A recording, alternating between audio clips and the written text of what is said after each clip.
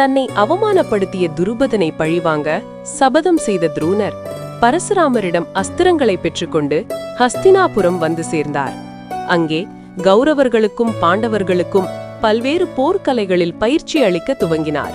ஒரு குறிப்பிட்ட அளவு தேர்ச்சியடைந்த அந்த அரசு குமாரர்கள் தங்களின் குருவுக்கு ஏதாவது அர்ப்பணிக்க விரும்பிய போது துரோணர் கேட்ட முதல் காரியம் துருபதனை சிறைப்பிடித்து வருவதுதான்.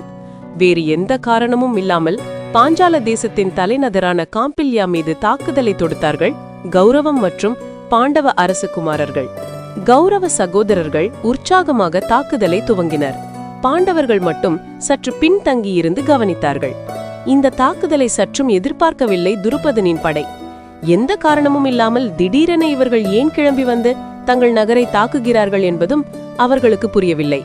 தாங்கள் தாக்கப்படுகிறோம் என்பதை உணர்ந்த பொதுமக்கள் கையில் கிடைத்த வீட்டு உபயோக கத்தி கம்பு என்று எதையாவது எடுத்துக்கொண்டு வந்து கௌரவர்களை எதிர்த்து சண்டையிட்டு அவர்களை துரத்தி அடித்தார்கள். சாதாரண பொதுமக்களிடம் தோல்வியடைந்த கௌரவர்கள் அவமானத்துடன் திரும்பினார்கள்.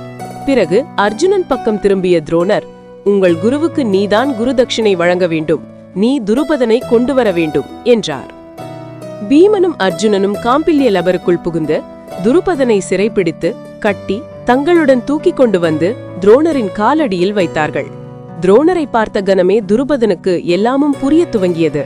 மாவீரனான தன்னை இப்படி இளைஞர்களை அனுப்பி சிறைப்பிடித்து காலடியில் கைதியாக வைத்திருக்கும் நோக்கமும் தெரிந்தது. துரோணர், இப்போது நாம் பகிர்ந்து கொள்வதை பற்றி பேச முடியாது. ஏனென்றால் நாம் சமமானவர்கள் அல்ல.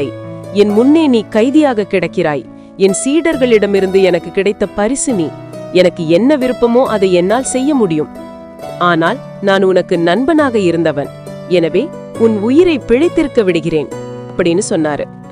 ஒரு சத்திரியனுக்கு நீங்கள் செய்யக்கூடிய மிக மோசமான செயல் அவனை தோற்கடித்து உயிருடன் விடுவதுதான். துரோணர் அதைத்தான் விரும்பினார்.